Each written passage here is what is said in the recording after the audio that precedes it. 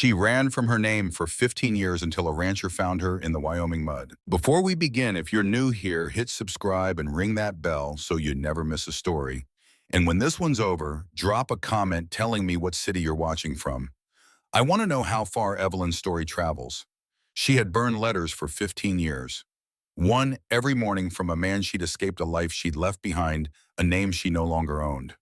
She had traveled 1,000 miles of western roads with a medical bag and a false name, and she had gotten very good at disappearing. But Rimrock, Wyoming was different, because in Rimrock, a rancher with winter gray eyes picked her up out of the mud and asked her nothing. And a deputy sheriff with cold intentions knew exactly who she really was. And a woman who had spent 15 years running was about to discover what it felt like to stop. Stay until the end, because nothing about Evelyn Cross is what it seems. She burned letters for breakfast, not every morning, only when she had them, which was often enough that she had learned to keep a small tin box of matches beside her traveling case right next to the vial of laudanum she never used and the folding knife she always did. Evelyn Cross stood at the wash basin in room 4 of the Rimrock Hotel, Wyoming Territory, and held the corner of a letter to the candle flame. The paper caught fast. She watched the handwriting dissolve, neat slanted letters written by a man in Independence, Missouri, a man who had once known her as something else entirely, and she felt nothing.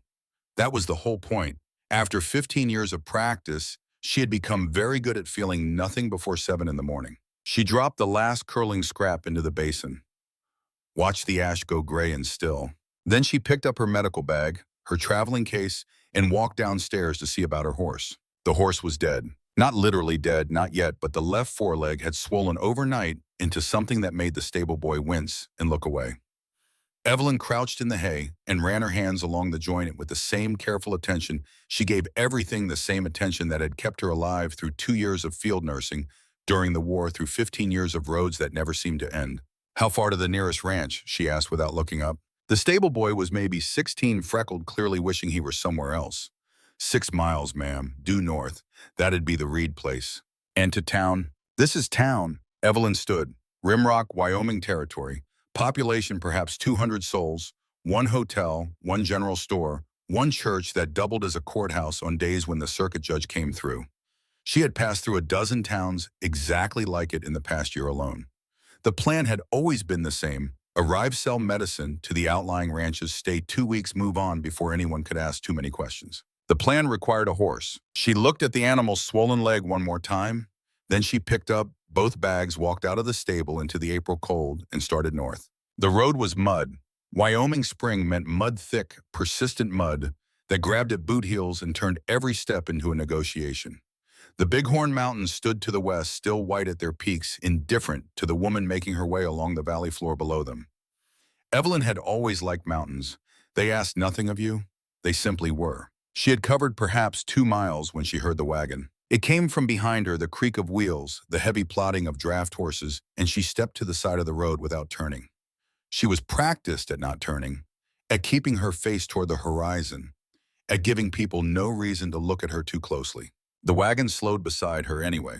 That's a heavy load for 1 person. The voice was low, not unkind, but not particularly kind either. Just observational, like a man noting the weather. Evelyn turned. He was older than she'd expected from the voice. 60-something, maybe more, with white hair under a dusty hat, and a face that had been shaped by decades of wind and sun into something like cracked leather. He sat straight in the wagon seat in the way of men who had spent their whole lives on horseback, a posture that looked effortless and probably ached something terrible. His eyes were the color of winter sky. "My horse is lame," she said. "I can see that." He nodded at the bags she carried, 1 in each hand. "Those look heavy." "They are." "How far are you out going?" "Wherever my work takes me. I'm a traveling physician, medicines and treatments for outlying farms and ranches." I was heading north. He studied her for a moment with those pale eyes. Not the way men usually studied women, measuring, appraising. More the way a man looks at something that doesn't quite add up, and he's trying to understand why. "Reed Ranch is north," he said finally. "I know. That's where I'm coming from." She understood then. He was returning to town for supplies. She had been walking away from where he'd been, and now they were going opposite directions. "I see," she said. "Well, thank you for stopping." She turned to keep walking. The wagon didn't move. "I'll take you back," he said. "I'm fine." Your bags weigh 30 pounds each, the road is 6 miles of mud, and the temperature is going to drop another 10 degrees before noon. I'm aware. Then you're stubborn. Also aware. A pause. She heard him climb down from the wagon seat, the creak of wood, the soft thud of boots in the mud. When she turned again, he was picking up the heavier of her 2 bags without asking permission. That's my medical supplies, she said. I know. It's the heavier one. He put it in the wagon bed. The other one too, if you please. She gave it to him. There was no point in not giving it to him. She climbed up onto the wagon seat while he settled the bags, and then he climbed back up beside her, and they went north in silence. 6 miles of silence, as it turned out. Not uncomfortable silence. Just the absence of words, which was different. The mountains moved past on their left, slow and enormous. A hawk circled somewhere overhead. The horses set their own pace and seemed satisfied with it. She almost asked his name twice. Both times she stopped herself. Names led to questions, and questions led to other questions, and she had learned that the safest conversations were the ones that didn't start. When the ranch came into view, a large house barn, bunkhouse, outbuildings, fences running in every direction across the valley floor, he finally spoke. Callum Reed, he said, this is my place. Evelyn Cross, she said, I'm grateful for the ride. You would have made it.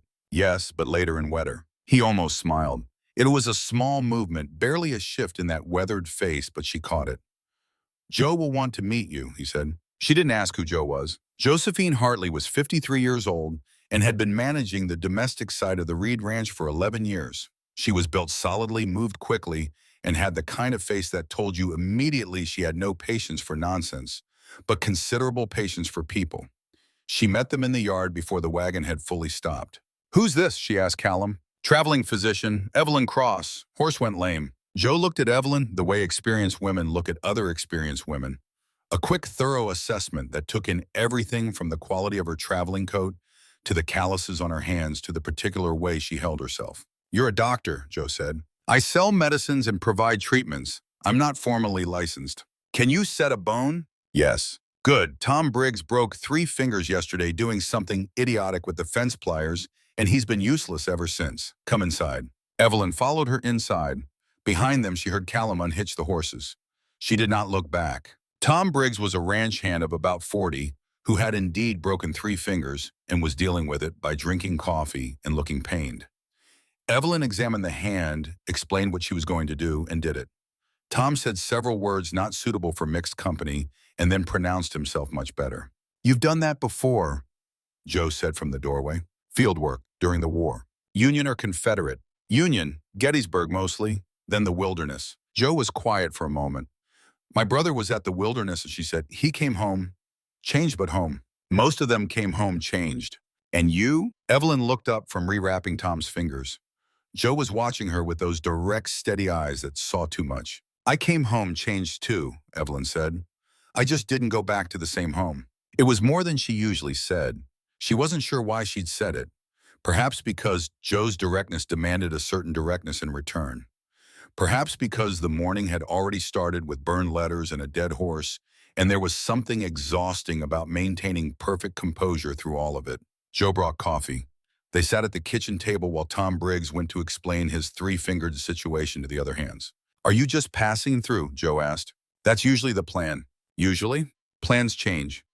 Evelyn wrapped both hands around the coffee cup. It was good coffee, strong, no nonsense. I need a horse or a way to get a horse. I have medicines to sell to ranches in the valley, and then I intended to move on toward Sheridan. Callum has horses. He'd sell you one at a fair price. Joe paused. Or there's a room here you could use while you're working the valley. Save you the hotel cost. That's generous. It's practical. We're 15 miles from the nearest neighbor in 3 directions and 12 miles from town. Having a person who can set bones on the property is worth more than the room. Evelyn considered this.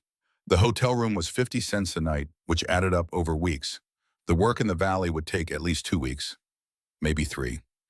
And there was the other consideration, the one she was still trying not to think about directly. Deputy Warren Cole. She had noticed him last night in the hotel lobby. The way his eyes had moved to her, recognized something moved away. The calculated quality of that recognition.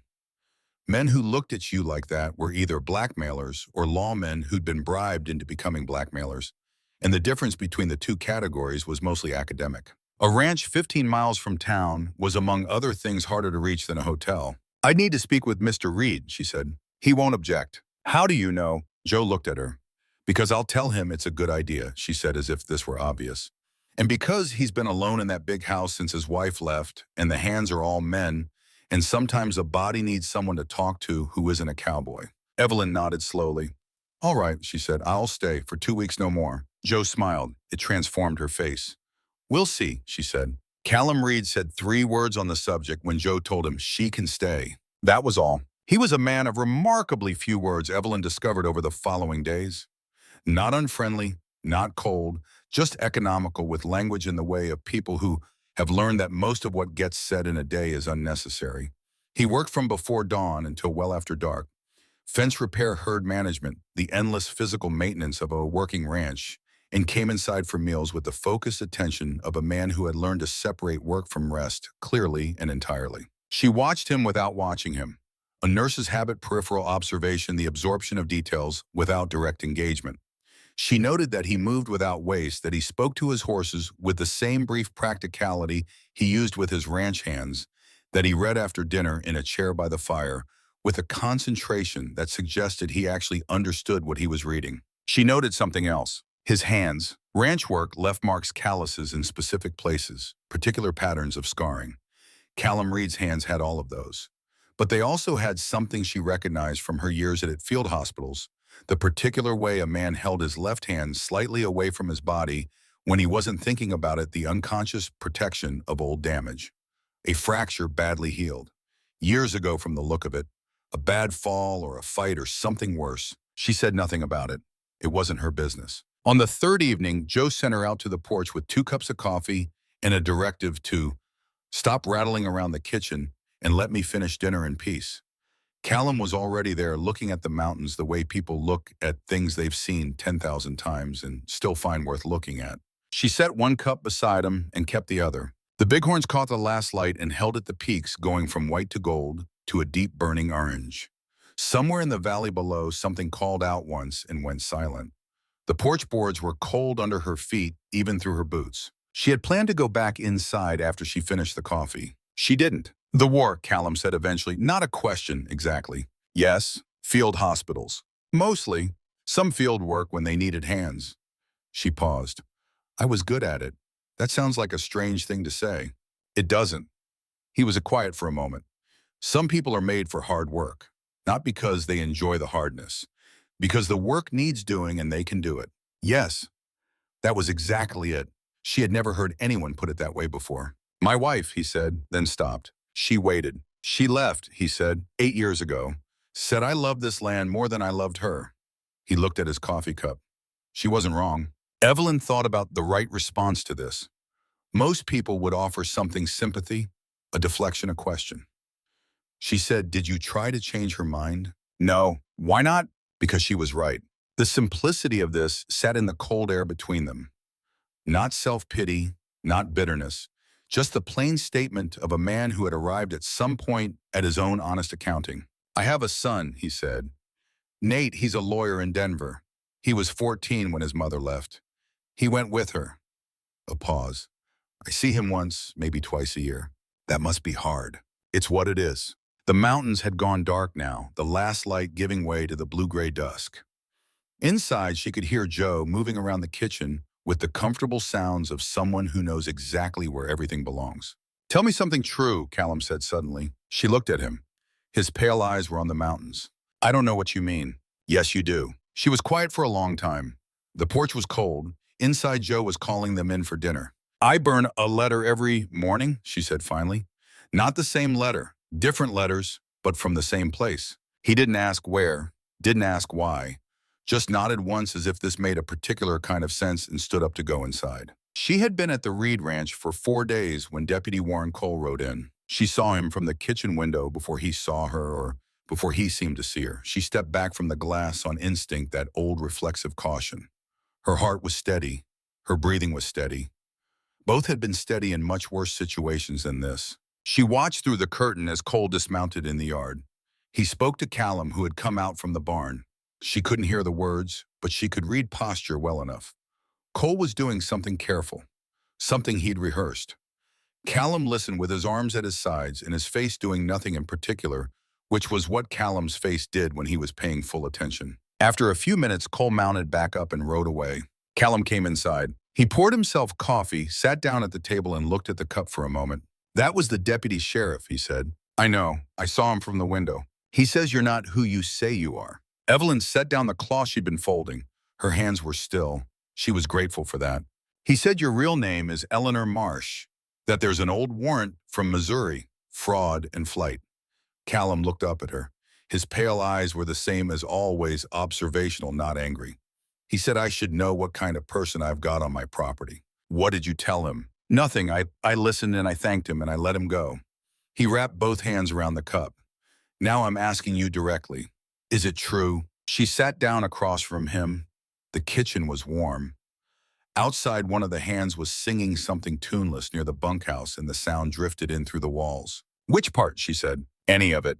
She thought about the letters she burned every morning, about 15 years of roads, about the particular weight of a name you chose yourself versus the one you were given. "My name was Eleanor Marsh," she said.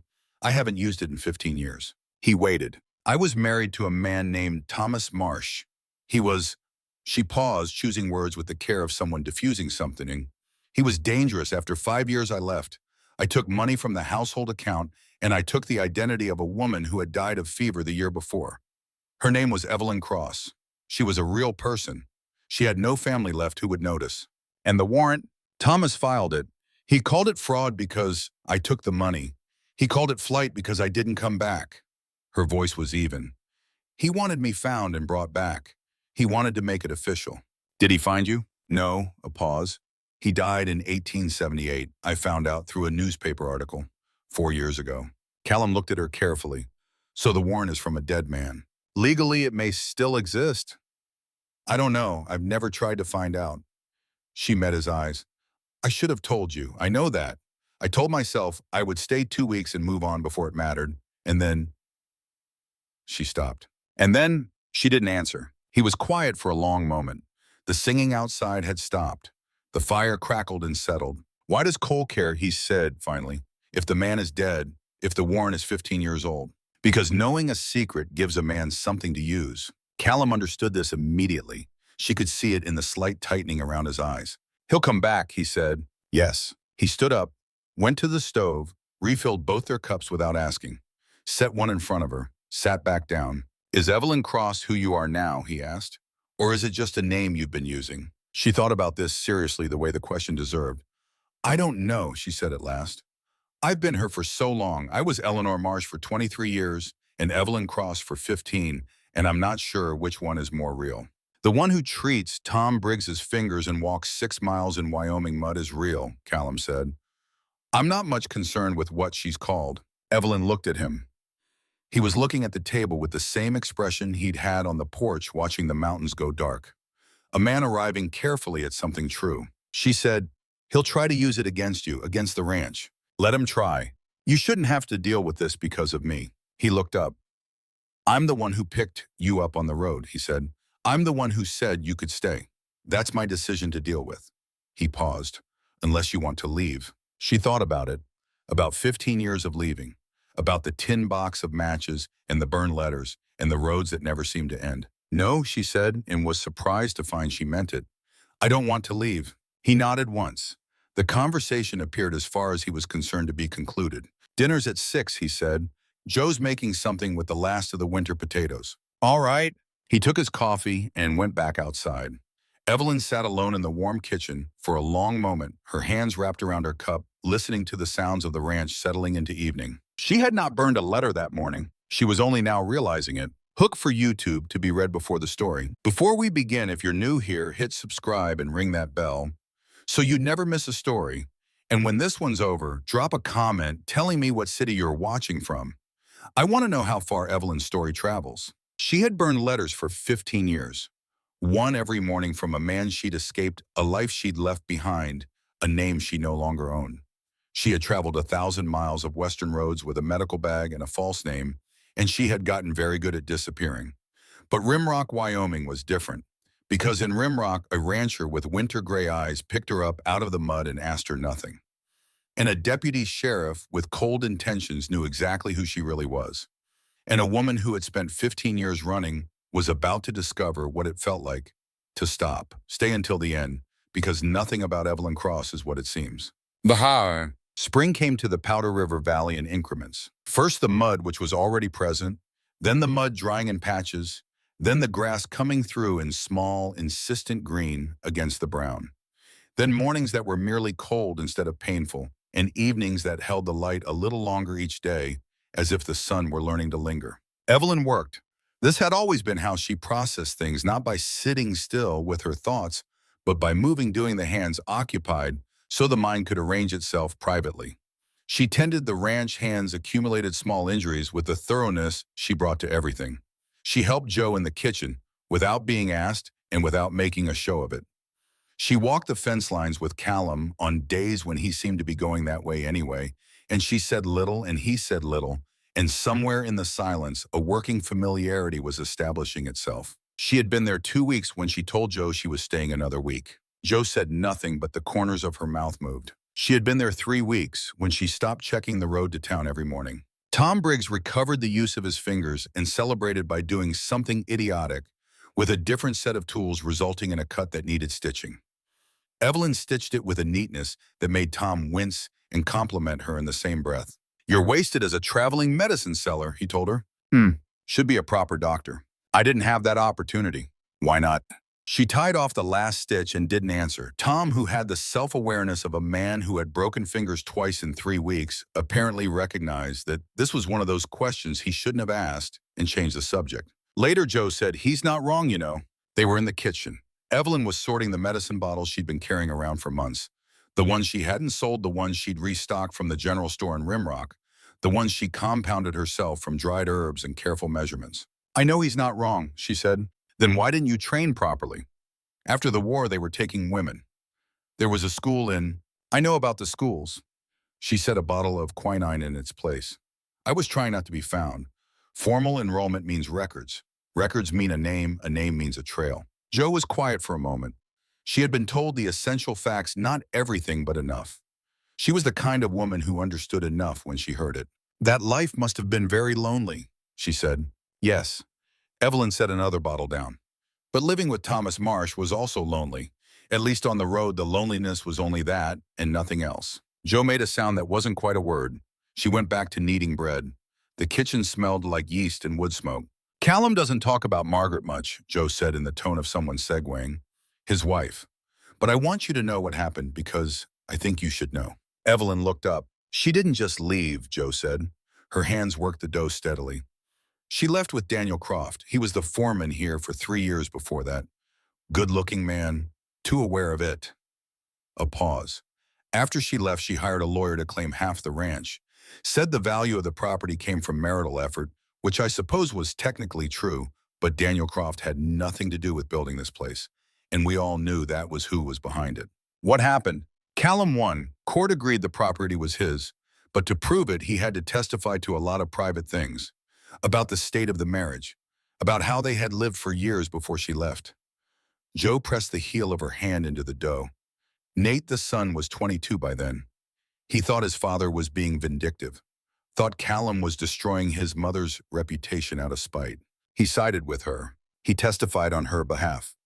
Joe looked up. "Callum doesn't hold it against him." "He never said so, but I know, because Callum understands loyalty even when it goes the wrong direction. But it cost them something, the trust between them, the easy way a father and son have with each other."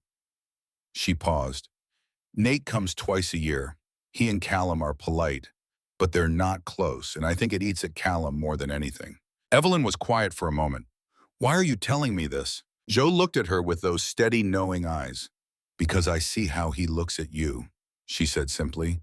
"And I want you to understand what you're walking into if you're walking into it." Evelyn opened her mouth and closed it again. "I'm not walking into anything," she said. "All right," Joe said in a tone that meant the opposite. She went back to her bread. "The snake happened on a Thursday. One of the younger hands, a boy called Pete, 19 years old and recently arrived from Iowa, reached into the woodpile for the wrong log. The rattlesnake that had been sheltering there struck twice before anyone understood what was happening. Pete's forearm, 2 punctures already swelling. Evelyn was at the other side of the yard when she heard the shout. She ran. By the time she arrived, Pete was pale and sitting in the dirt with his arm extended, looking at the swelling with an expression of concentrated terror. "Don't move it," she said, already opening her bag. "Don't elevate it. Keep it below heart level. Does it hurt?" "Yes," Pete said with admirable understatement. "Good. Pain means circulation." She was working as she spoke, cleaning the wounds, examining the extent of the swelling, taking at his pulse. His heartbeat was rapid but not dangerous.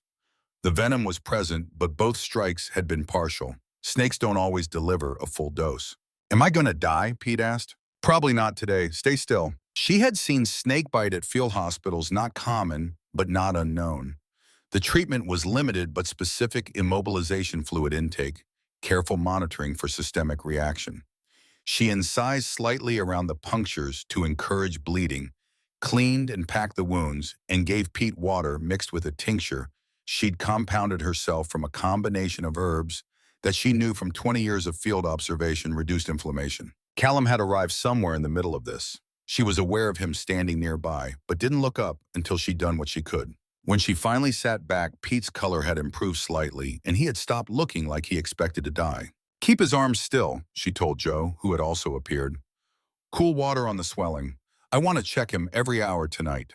She looked up at Callum. "He'll need to rest for a week. He should recover completely." Callum was looking at her with an expression she hadn't seen on him before. Not admiration exactly, more like the look of someone who has had a suspicion confirmed. "Where did you learn that?" he said. "Field hospitals mostly. I also spent a winter in Texas in '72. Snakebite was common." He nodded slowly. "You were a Utah." She didn't correct him. She had been a field nurse, which was close enough to a doctor in all the ways that mattered, and closer than either in the ways that didn't. "The traveling medicine business," Callum said carefully, "is not what you're trained for." "No, you could do more." "I do what I can given my circumstances." He was quiet for a moment. Around them, the other hands were dispersing, reassured, and Joe was organizing Pete's care with her usual competent authority. "What would change your circumstances?" Callum asked. The question sat in the air between them, larger than it sounded. "A name," she said. "A real one, that I could use officially, for records, for enrollment." She looked at her hands. "I've been afraid that finding out about the warrant, whether it still exists, whether it can be cleared, would lead something back to me, to where I am. I've stayed moving to avoid that." "And if you stop moving," she looked at him. "I don't know," she said. "I haven't tried." He found her on the porch that night. She was reading or attempting to read. The words kept sliding off her attention without leaving impressions. The evening was cool and clear, the stars beginning to show in the deep blue above the mountains. The day's work sounds had faded into the nighttime sounds, insects beginning their shifts, something moving in the grass at the field's edge. Callum settled into the chair beside hers without announcing himself. He had a habit of doing this, appearing quietly without the production that most people made of arriving somewhere. "Pete's sleeping," he said. "Good, the fever's breaking." A pause. The stars brightened as the sky darkened. "I was married for 14 years, he said. "Margaret and I." He looked at the mountains. "I thought it was a good marriage for most of them. Turns out she didn't think the same." "Did she tell you that she was unhappy?" "She told me the ranch was more important to me than she was. I thought that wasn't true. I told her that." He paused. "But when Daniel Croft left with her, and I sat down to figure out why she'd chosen him over me, the answer I kept coming back to was because I was here and she was lonely, and I'd let her be lonely, because the work needed doing." He turned the coffee cup in his hands, an old habit she'd noticed. Something to do with his hands when he was working through something. "I've spent 8 years wondering if I could have done it differently." "Could you?" He thought about this seriously. "No," he said at last. "I don't think I could be someone else. I tried in the early years, tried to be more present, more attentive. It felt like performing." He looked at her. "You understand that, I think. Performing a version of yourself that isn't quite right."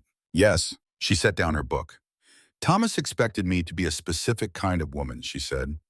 "Well-dressed, quiet, decorative, and good at managing a household's social obligations. I could do all of those things, but I wasn't those things. I was a nurse. That was who I was. He didn't want a nurse. He wanted an ornament." She paused. "When I went to Gettysburg, he didn't want me to go. Said it was unsuitable. I went anyway. And I think that was when he understood that I would never be what he wanted, and I think that was when the violence started. Callum was very still. "I'm sorry," he said after a moment. "I'm not." She surprised herself with this. "I mean, I'm sorry it happened, but it clarified things. I knew after that I had to leave. Before I hadn't been sure. After I was. And you've been leaving ever since." She thought about this. "Until recently," she said. Neither of them said anything more on the subject. The night settled around them cool and wide, and they sat in it together as people sit in things that don't require words. It was the closest she had felt to at rest in 15 years. 2 weeks after that evening, Cole came back. He came in the early morning before breakfast, when the ranch was just beginning its day. Evelyn heard the hoofbeats from the kitchen and looked out the window and recognized him immediately, that deliberate, considered movement. He had brought papers this time, or something that looked like papers. Joe appeared at her shoulder. "Stay inside," Joe said quietly. "He'll want to speak to me." "Let Callum speak first." Callum was already in the yard. He had come from the barn still in his work clothes, and he watched Cole approach with that particular stillness of his, not hostile, not welcoming, simply present. Cole dismounted. He held out a folded document. Callum took it, read it. His expression remained exactly the same. Then he handed it back. They exchanged words that Evelyn couldn't hear from the kitchen window.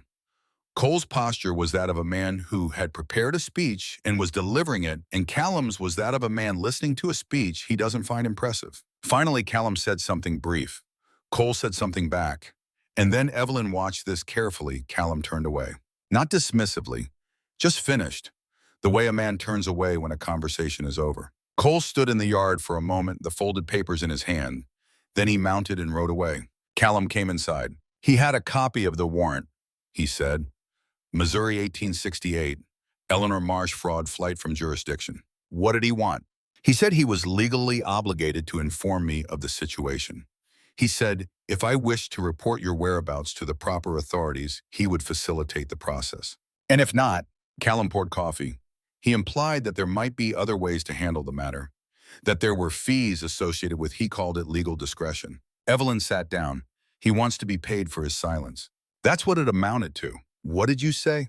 I told him the warrant was filed by a man who died 4 years ago, that the legal standing of a 15-year-old document from a deceased complainant was at best questionable, and that if he brought this matter to my property again without a valid court order, I would write to the territorial marshal's office and ask them to inquire into his conduct. He drank his coffee. He didn't seem to enjoy hearing that. Evelyn looked at him. You could have just paid him. It would have been simpler. Yes. He set down his cup, but a man like Cole doesn't stop when you pay him. He just raises the price. He looked at her directly. And I'm not interested in having my property used as leverage against someone who lives on it. The word landed with a weight she hadn't been expecting. Lives? I'm not sure that's what she began. Joe set up the East Room with a proper bureau last week, he said. I noticed. She only does that when she thinks someone's going to need it long term. Evelyn said nothing. I'm not asking you to stay, he said carefully. I'm telling you that if you want to stay, there's a room set up for you, and I'm telling you that Cole is not a reason to leave, because Cole is a problem I can handle. He paused. What I can't handle is other problems, the ones you carry. Those are yours to decide about. She understood what he meant. The warrant, the name, the whole constructed architecture of Evelyn Cross that she'd been maintaining for 15 years. I don't know how to stop carrying them, she said. No, he agreed. But maybe the first step is deciding you want to. He went back outside to work. She sat in the kitchen with her coffee going cold, and for the first time in a very long time, she let herself think about what it might mean to have a name she hadn't borrowed. That afternoon, she asked Joe a question she'd been turning over for days. The woman who left, she said. They were in the garden. The cold had broken enough for early planting, and Joe attacked the garden with the same focused efficiency she brought to everything. Margaret, what was she like? Joe straightened up, brushing dirt from her gloves. Handsome woman, she said. Dark-haired, clever. She read a lot, which I respected. She had no tolerance for the physical work of ranch life, which I understood not everyone does. She and Callum were, she paused. They were never wrong for each other exactly. They were just wrong in the specific way of two people who want different things, but neither of them can quite say so directly. He loved her. He did. In the way he loves things quietly, completely, without a great deal of demonstration. Joe pushed the hoe into the earth, which is not always enough for a woman who needs demonstration. She looked at Evelyn. You don't, I think. Don't what? Need demonstration. Evelyn thought of Thomas Marsh, the demonstrations he had offered, the particular texture of his anger. I think I need honesty, she said slowly. I need someone who tells me the true thing even when it's hard. I've had enough performance to last several lifetimes. Joe nodded as if this confirmed something. Then you and Callum might understand each other, she said simply, and went back to her planting. The letter arrived on a Thursday afternoon, 3.5 weeks after Evelyn had first arrived at the Reed Ranch. The rider who brought it was from Denver. He asked for Mr. Callum Reed, delivered the letter, accepted a coin, and left. Callum was in the barn when it came. Joe brought it to him. Evelyn was in the kitchen when he came inside 10 minutes later. She could tell from the way he moved that something had shifted. It's from Nate, he said. Your son. He's coming. Callum set the letter on the table. His voice was neutral in the careful way it became neutral when he was managing something. He says he needs to discuss some business. He'll be here within the week. He paused. He knows you're here. Someone wrote to him. The cold that settled in Evelyn's chest was specific and recognizable. Cole, she said. Most likely. She looked at the letter on the table. He's coming because of me. He's coming because someone told him his father has a strange woman living at the ranch. Callum sat down. He'll have concerns. We have a difficult history, Nate and I. He'll be cautious, possibly hostile. To me, to the situation. He looked at her. I want you to know that before he arrives. I want you to know that whatever he says, whatever he thinks my decisions about my property and about who lives here, those are my decisions. He's your son. Yes, his opinion should matter to you. It does matter to me. Something in his face shifted just slightly. That's different from it controlling me. They looked at each other across the kitchen table in the late afternoon light. Outside, the horses were making evening sounds in the corral, and somewhere a meadowlark was working through its song. I should tell you something, Evelyn said. All right. I have a daughter. She watched his face. Her name is Grace. She was 13 when I left Missouri. I haven't seen her since. The silence that followed was specific, the kind that holds the shape of something important. Thomas told her I abandoned them, Evelyn said. He would have. It was the story that made me the villain and him the victim. She grew up believing her mother left because she didn't love them. She looked at her hands. I sent letters the first 2 years to a woman in town who I trusted to pass them along. But then Thomas must have found out because the woman stopped responding. I didn't try again after that. I was afraid of leading him to me. I was afraid of she stopped, started again. I was afraid she would not want to hear from me after what she'd been told. Do you know where she is? The last I heard through a newspaper article when Thomas died, she was in Cheyenne, working as a seamstress. She would be 28 now. Callum was quiet for a moment. Does she know Thomas died? She must. Then she knows the story he told might not be the whole story. Or she's had 15 years of believing it, and that's become the truth she lives with. Evelyn pressed her hands flat on the table. I don't know. I've thought about finding her 100 times. And then I think about what I would say, how I would explain what I chose and what I gave up, and She paused. I don't have the words for it. Maybe the words aren't what she needs, Callum said. She looked at him. I spent years thinking about what to say to Nate, he said. What argument to make. How to explain why I was the father I was, how to justify the marriage, how to prove I wasn't the man he thought I was after the trial. He turned the coffee cup in his hands. And then one year he visited, and we ran out of things not to say, and I just told him the truth. I didn't explain it or justify it. I just said what was true, that I had loved his mother in the way I knew how to love, and that it hadn't been enough, and that I was sorry he'd watched it fail. What did he say? He said he'd been waiting for me to say that for 6 years. A pause. And then we had dinner and talked about something else, and it was the best visit we'd ever had. Evelyn looked at him for a long moment. The kitchen was warm around them. The fire in the stove crackled once and settled. I didn't tell you about Grace to compare situations, she said. I told you because I've been carrying it, and I think I've been afraid to put it down in front of someone, in case they judged me for it. I don't judge you for it. I know. She was surprised to realize she did know. That's why I told you. Outside, the meadowlark finished its song. The evening settled in around the ranch with its familiar sounds and familiar silences, and Evelyn Cross, who had once been Eleanor Marsh, and might someday be something else entirely, sat at a kitchen table in Wyoming and felt for the first time in a long time the particular relief of being exactly where she was. Nate Reed arrived on a Tuesday morning, 7 days after his letter. He came alone on a good horse with the upright posture of a man who had grown up on a ranch and spent 10 years afterward trying to look like he hadn't. He was 32, dark-haired, lean, in the way of men who work at desks and walk everywhere and think this counts as sufficient physical activity. He had his father's pale eyes and his father's jaw, but the expression he wore when he dismounted in the yard was his own careful measuring, professionally neutral, in a way that said lawyer before anything else. Evelyn watched from the kitchen window again. Old habit, she was beginning to notice how much of her life she had spent observing from positions of safety and to wonder what it might look like to simply stand in the open. Callum came out from the barn. The two men shook hands, not an embrace, but not a perfunctory gesture either. Something in the middle, a renegotiation. Joe appeared beside Evelyn at the window. "He looks like his father," she said. "Yes, moves like him too. Like he's got more energy than he knows what to do with, and he's decided not to spend it until he's sure it's worthwhile." Joe paused. "He's a good man. He's just carrying some old ideas about what happened here." "I know. He won't be rude to you. He's too professional for that." Joe turned away from the window. "But he'll watch everything. He'll want to understand what you are to his father." "What am I to his father?" Joe looked back at her with a patience that bordered on exasperation.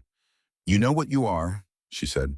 "The question is whether you're going to say it out loud." She went back to the stove. They met at dinner. The table was full. For the first time since Evelyn had arrived, Callum and Nate, Joe herself, and Tom Briggs, who had been invited to eat in the house that night on the grounds that company was best handled collectively. Tom ate with the focused attention of a man who has been told to behave and is taking it seriously. Nate was exactly what Joe had predicted, polite, attentive professional in his caution. He asked Evelyn about her traveling medicine practice with the tone of a man conducting a deposition, every question precise and aimed at something specific. She answered directly, which she could tell surprised him. "You've been here a month," he said. It was not quite a question. "Nearly 5 weeks. And you intend to—" "I haven't made long-term plans." She looked at him steadily. "I understand why you're asking. If I were in your position, I'd ask the same things." He studied her. "My father doesn't make impulsive decisions." "I know. He's been alone since my mother left." "For 8 years. That's a long time." "Yes. And then you appear, and within 5 weeks you're living in his house, and he's—" Nate paused, choosing his words. "He seems different. Lighter. Is that a problem?" He was quiet for a moment. Across the table, Callum was watching his son with that neutral expression that meant careful attention. Tom Briggs was studying his potatoes with deep concentration. "No," Nate said at last. "It's not a problem. I'm trying to understand it." "Then ask what you actually want to ask," Evelyn said. A brief silence, then reluctantly something that wasn't quite a smile. "Who sent me the letter about you?" he said. "Deputy Warren Cole. He's been trying to use information about my past as leverage. I expect he hoped you'd come out here and raise enough the concern that I'd leave, or that your father would ask me to leave, and Cole would have demonstrated his usefulness without having to escalate." Nate looked at his father. Callum nodded once. "What information?" Nate said. "My name isn't Evelyn Cross, or rather, it wasn't originally. I changed it 15 years ago when I left an abusive marriage in Missouri." She said this plainly, as she had practiced saying things plainly without apology or performance. "My legal name was Eleanor Marsh. My husband filed a warrant claiming fraud. He died 4 years ago. I don't know the current legal status of the warrant, and I've been afraid to find out." Nate Reed, lawyer, was suddenly paying a different kind of attention. "Afraid why?" "Because finding out requires using the name. Using the name creates a trail, and I've spent 15 years keeping that trail cold. If the complainant is deceased, the warrant can be challenged," Nate said slowly. "Missouri, you said, what year was it filed?" 1868. He was quiet for a moment, doing the calculations she'd watched him do. "The statute on fraud in Missouri, it depends on the specific charge and how it was filed. But with a deceased plaintiff and no active prosecution in 15 years, he looked at her with something new in his face. "Have you been carrying this alone the whole time?" "Yes. You didn't have to. I didn't know who to trust with it." He looked at his father again. Callum was looking at Evelyn. The table was very quiet. "I can look into it," Nate said. When I get back to Denver, I have contacts in the Missouri courts. I've handled some cross-territorial estate work. It might take a few weeks, but I can find out exactly what the warrant says and whether it has any current standing. Evelyn looked at him. She had expected suspicion. She had prepared for hostility and demands and legal threats. She had not prepared for this for a man who could have used her vulnerability as a reason to remove her from his father's house, instead offering to help. "Why would you do that?" she said. Nate considered this for a moment. "Because my father looks lighter," he said, "and because whoever sent me that letter was trying to use a woman's past as a weapon, and I don't like being used as a weapon." He paused. "And because you could have deflected when I asked. You didn't." "I'm tired of deflecting." I noticed. Joe put more potatoes on everyone's plates without asking. Tom Briggs exhaled like a man who had been holding his breath. "Can someone pass the gravy?" Tom said to no one in particular. Nate stayed for 4 days. In the days that followed the dinner, something shifted, not dramatically, but in the slow, steady way of ice in April, the invisible work of warmth on solidity. Nate and Callum rode the property together on the second day. She didn't know what they said, but Callum came in that evening with something different in his face, a loosening around the eyes, a quality of relief that had been sitting just below the surface for a long time. She was in the East Room writing in her journal when someone knocked. It was Nate. He leaned in the doorway in the way of a man who has more to say than he's said yet. "May I?" he asked. "Of course." He came in, sat in the chair by the window, looked at the bighorns in the evening light. "My mother," he said, "I believed her version of events for a long time, that my father chose the ranch over his family, that he was cold and absent and more interested in land than in people." He paused. "I testified to that at the property trial. I said my father was, I used the word indifferent to describe his parenting. Was it true? He wasn't warm. He didn't demonstrate." Nate made a gesture. "Affection, verbally. He worked constantly. He was tired in the evenings. When I was a boy, I wanted him to show up to things, school events, the county fair. He usually didn't because there was always something on the ranch that needed doing." He paused. "But he also drove 12 miles in a blizzard when I broke my arm at 14. And he taught me everything he knew about the land, the work, what it means to own something and take responsibility for it. He just didn't say the things out loud." "Some people love out loud," Evelyn said. "Some people love in action. Both are real." Nate looked at her. "My mother needed out loud," he said, "and he couldn't give her that. And I spent a long time blaming him for it. But riding with him today, watching him on this land, watching how he talks about you." "Nate, I'm trying to say something." He leaned forward. "He talks about you like you're part of the place, like you belong here. And I don't think he knows he's doing it. He just says, 'Evelyn showed me,' and Evelyn thinks, and he doesn't realize he does it." A pause. "My father is not a complicated man. When he cares about something, he shows it by including it in how he thinks about everything else. You're in how he thinks about everything else." Evelyn was very still. "I'm telling you this," Nate said, "because I think you need to hear it. And because I think you've been waiting for permission to believe it, and I want to be the person who tells you you don't need permission." She looked at the mountains in the window, the light going gold across the peaks. "I have a daughter," she said, "in Cheyenne. Her name is Grace." "I know. Father told me. I don't know if she'd want to see me, after everything." Nate was quiet for a moment. "You won't know until you try," he said, "and trying might be the hardest thing you've ever done."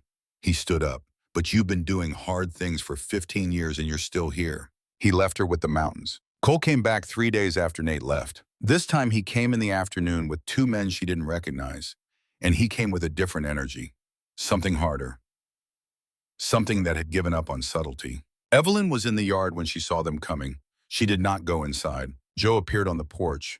The 2 ranch hands, Tom Briggs and a man named Aldous, who had worked the property for 6 years, emerged from the barn in the fence line, drawn by some instinct for trouble. Cole dismounted.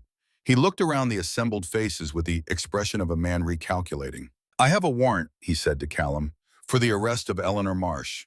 I'm authorized to bring her in for extradition to Missouri." Callum didn't move. "Show me." Cole held out the papers. Callum took them and read them with the focused attention he brought to everything. Then he handed them to Evelyn without comment. She read them. Her heart was steady. Her hands were still. "These are dated 1868, she said. "The complainant is Thomas Marsh. Thomas Marsh died in 1878. These have no current legal force." "The warrant exists," Cole said. "The arrest is valid until a court vacates it. On whose authority are you acting? Callum asked. Cole hesitated briefly, but she caught it. The territory of Wyoming, he said. I'm a duly appointed deputy. You're a deputy for the town of Rimrock, Callum said. You have no jurisdiction on private ranch land without a territorial warrant. That document is a Missouri warrant, not a Wyoming one. He paused. And I'd like to know who told you to pursue this matter, because the man who filed it is dead. Someone has been keeping this alive for reasons I'd like to understand. Cole's face went carefully blank. Joe, Callum said without turning, would you please go inside and get the letter I have on my desk? The one from the territorial marshal's office. Joe went inside. Cole watched her go. The recalculation in his expression was becoming visible. I wrote it to the territorial marshal's office 2 weeks ago, Callum said conversationally. When you first came to my property with this business, I asked them to look into the status of a decades-old warrant in the conduct of a deputy who was presenting it in a way that seemed designed to extract payment rather than enforce the law. He paused. They wrote back last week. They're sending a representative to Rimrock next Thursday to review the matter. Cole was very still. If I were you, Callum said, I'd spend that time thinking about what you know and what you've done and deciding how much of it you want to explain to the territorial marshal versus how much you want to simply say you made an error in judgment about the warrant's validity. The two men Cole had brought with him were exchanging a look. This isn't over, Cole said. No, Callum agreed, but it's over for today. Get off my property. Cole rode away. The evening was very still. Evelyn sat on the porch for a long time after dinner. The hands had gone to the bunkhouse. Joe had gone to her room. The fire inside was burning down to coals, and the night was clear and cold and full of stars. Callum came out. He sat in his chair and looked at the mountains in the dark as he always did, and she looked at them too, and for a while there was no need for words. The territorial marshal's representative will want to speak to you, he said eventually. About the warrant, about Cole. I know. You'll have to use your real name, officially. I know. Is that a problem? She thought about it. About 15 years of burning letters and borrowed names. About the person she had been in Independence, Missouri, and the person she had become in the years since. About what it might mean to claim both at once, to say, I was Eleanor Marsh, and I became Evelyn Cross, and both of those women are real. No, she said, it's not a problem. He turned to look at her. In the starlight, his face was all shadow and pale eyes. Nate can help clear the warrant, he said. He's already made inquiries.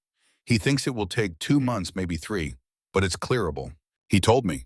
And after that I'll have a legal name, she said. An enrollment would be possible. A proper medical license if I wanted to pursue it.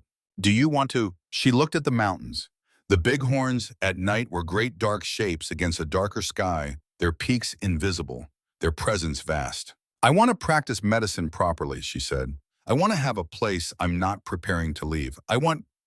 She stopped. What? I want to find Grace, she said. I want to try. He was quiet. I'm afraid, she said. I've been afraid of it for 4 years, since Thomas died, and there was nothing stopping me anymore. The fear became a habit. She paused. You said once that deciding you want to stop carrying something is the first step. I said it might be the first step. It's enough to start. He reached over and took her hand. It was the first time he had done this. His grip was the same as the ranch solid, warmed the particular texture of a man who works with his hands and has done so for 50 years. She didn't pull away. She held on. I have things to tell you, she said. Still, there are parts of it I haven't. Tell me when you're ready. What if it changes how you... It won't. She looked at him. He was looking at the mountains, his profile clear in the starlight, and she thought, here is a man who has loved and lost and stayed, who has been failed and who has failed and who has stayed, who wakes up every morning in the same place and does the necessary work and watches the same mountains go from dark to light and back again, and finds it enough and more than enough. I haven't had a home, she said, since I was 23 years old. I know. I don't know how to do it anymore. You've been doing it for 5 weeks. She looked at the ranch, the dark shapes of the barn and bunkhouse, the fences disappearing into the night, the house behind them with its warm windows. Yes, she said. I suppose I have. She wrote to Grace the following morning. Not a long letter. Not an explanation or a defense. She did not justify what she had done or ask for forgiveness or try to rewrite the history Grace had lived with. She wrote, I'm in Rimrock, Wyoming. I am alive. I have wanted to write for 15 years, and I have been afraid. I am less afraid now. If you want to find me, I will be here. If you never want to find me, I understand that too. I am your mother, and I am sorry. And both of those things are true at once. She addressed it to Cheyenne. She gave it to the writer who came through twice a week, and she watched it go, and then she went back inside to work. The territorial marshal's representative arrived on the Thursday. Callum had predicted a quiet man from Cheyenne named Hastings, who had the manner of someone who had heard many stories and believed most of them approximately as much as they deserved. He spoke to Evelyn for an hour. She told him everything with the same directness she had been practicing for months, beginning with the night she left Independence and ending with Warren Cole. Hastings took notes. He interviewed Callum. He rode to Rimrock and interviewed Joe and Tom Briggs and two other people who had done business with Cole. He left on Friday morning. Before he did, he told Evelyn, "The warrant has no current jurisdiction in Wyoming. The question of its Missouri standing is separate, but I'll be writing to the Missouri courts regarding the deceased complainant. You shouldn't have any further trouble from Cole." He paused. "He'll be removed from his position. I suspect he knew that before he came out here the second time. Men like that sometimes do what they do because they have already decided how it ends." He rode away. Evelyn stood in the yard and felt the particular feeling of a thing that has been chasing you for a long time, losing the scent. Grace's letter came 6 weeks later. It was May now properly, spring the valley green and the mountains still white at their peaks, but beginning to soften. Evelyn was in the garden when Joe called to her from the porch. She knew what it was before she opened it. She could feel it in the weight of the envelope, in the particular quality of the handwriting, tentative and sure at the same time, like someone writing something they had drafted in their head many times. She sat down on the porch steps and opened it. "Dear Mother, I have read your letter many times. I don't know how to say what I want to say, so I am going to say it plainly, which I think is what you would do. I believed what Father said. For a long time, most of my life, I believed you left because you didn't love us. When he died, his things came to me, and in his desk, I found letters. Letters you had written to Mrs. Caldwell in town. 8 of them. She had given them back to him when he threatened her, and he had kept them. I don't know why. Maybe to have proof that he could reach you wherever you were. Maybe because he couldn't bear to destroy them. Asterisk. I read all 8 letters. I read them many times. I am angry. I want you to know that. I am angry at what was taken from me, from us, and I am angry that I spent 15 years believing a story that wasn't true. I am angry that you had to leave, and that you had to stay away, and that there was no safe way back. Asterisk. But I am not angry at you. I am working toward not being angry at you. I think that is honest. I would like to come to Rimrock, if you are still there, if that is acceptable. I want to see your face. I want to know who you are now. I am not sure I am ready to call you Mother again yet. I am trying to be honest about that too. Your daughter, Grace." Evelyn sat on the porch steps for a long time. She was still sitting there when Callum found her holding the letter. He sat down beside her. He didn't ask what it said. He looked at the mountains. "She's coming," Evelyn said. "Good. She's angry. That's fair. She said she's working toward not being angry at me." Evelyn's voice was steady. Her hands were not. "She's working toward it. She hasn't arrived yet, but she's working toward it. That's more than you had this morning." She looked at him. He was looking at the peaks, still impatient, and she thought, this is what he offers. Not performance, not declaration, just presence. Just the reliable fact of being there. "I'm going to need your name," she said. He turned. The pale eyes were the same as always, observational, careful, warmer than he knew. "What?" "Nate says the warrant challenge will go through as Eleanor Cross, not Eleanor Marsh. I'll need to establish that name legally. And then," she paused, "I'm thinking about what name I want to use for enrollment, for the license." "You're thinking about using Reed?" "I'm asking." He was quiet for a moment. A long moment. The kind of moment that holds something that matters. "I'm not a man who makes speeches," he said. "I know. I'm not going to tell you I love you on a porch step without having said it before. I'm not asking for a speech." "What are you asking for?" She thought about it. About Eleanor Marsh, who had been 23 years old and full of something bright before Thomas Marsh extinguished it. About Evelyn Cross, who had kept moving for 15 years and saved horses and stitched wounds and burned letters every morning, who had been good at hard things and bad at stopping. About the woman she might be when she finally put both of them down. "I'm asking if you want to build something," she said. "Here, together, something real that we choose." Callum looked at her for a long moment. "Yes," he said. That was all. Just the one word, the same economy he applied to everything. She reached out and took his hand. He held it. The mountains stood against the sky, patient and enormous, exactly as they had always stood. Grace arrived on a Saturday morning in early June. She came on the afternoon stage to Rimrock and hired a buggy to the ranch. Evelyn heard it coming from the porch and stood up very straight, which was all she could do with her hands and her voice and her heart, which were doing things she could not entirely control. The buggy stopped. A woman climbed down. She was 28 years old. Dark hair, nearly black, pinned back with a practical efficiency that Evelyn recognized from her own hands. She had Thomas Marsh's height, tall, upright, and Eleanor Marsh's eyes, which was to say her own eyes, gray-green and direct. And she had a face that was working to hold several large feelings at once and not entirely succeeding. She stopped at the foot of the porch steps and looked at her mother. Evelyn looked back. 15 years.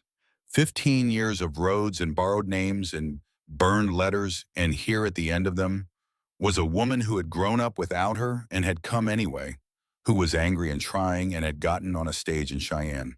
"You look like I thought you would," Grace said. Her voice was controlled. "Except older. So do you, except I didn't know what to expect." A silence. The yard was very quiet. Behind her, Evelyn was aware of Callum on the edge of the porch giving them distance but not leaving. "I don't know what to call you," Grace said. "Evelyn, for now, until we figure out what else." "All right." Grace looked at the ranch, the mountains, the wide valley. "It's beautiful here." "Yes." Are you staying here?" "Yes." Grace looked at her again. The held feelings were shifting and her face rearranging. "Good," she said. Then her voice broke just at the edges. "I don't want you to leave again." Evelyn came down the steps. She did not make a speech. She did not explain or justify or ask for what she hadn't earned. She opened her arms and waited, and Grace stood there for a moment at the foot of the porch steps, and then she stepped forward, and the distance between them closed. They stood there in the yard, her daughter's arms around her, the mountains watching. The wedding happened in September when the first cold had come back to the valley, and the aspen on the slopes had gone to gold. Not a large ceremony. The Reverend from Rimrock, Joe, standing up as witness, Nate making the trip from Denver, Grace seated in the front with a look on her face that was still working through several things, but had arrived at something that resembled peace. Tom Briggs and Aldous and the other ranch hands cleaned up improbably well. There was no elaborate address. Evelyn wore the best coat she owned, which was good quality, but well-traveled, and she stood up in front of the Reverend with Callum beside her and felt the particular feeling of a thing that is exactly right, not because it arrived without difficulty, but because the difficulty was part of how it got made. "Do you, Eleanor Cross, take this man?" She had decided on Eleanor Cross, not Eleanor Marsh, which had been given to her by a man who damaged her, not Evelyn Cross, which she had borrowed from the dead. Eleanor Cross was hers, both names in combination, the woman she had been and the one she had made herself, held together. After the ceremony, she would become Eleanor Reed, but she would carry the other names too. She had decided this, the full account. No parts burned away.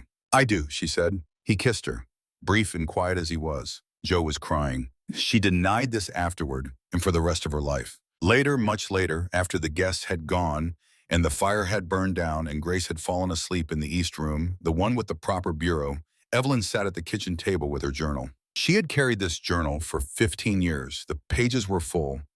She had written in it every night on the road, whatever town or farmhouse or wagon bed she happened to be sleeping in, a record of motion and medicine, and the endless management of being alive. She opened it to a new page. She wrote the date September 14th, 1882. Then she wrote her name, the whole name, slowly, carefully pressing the pen into the paper.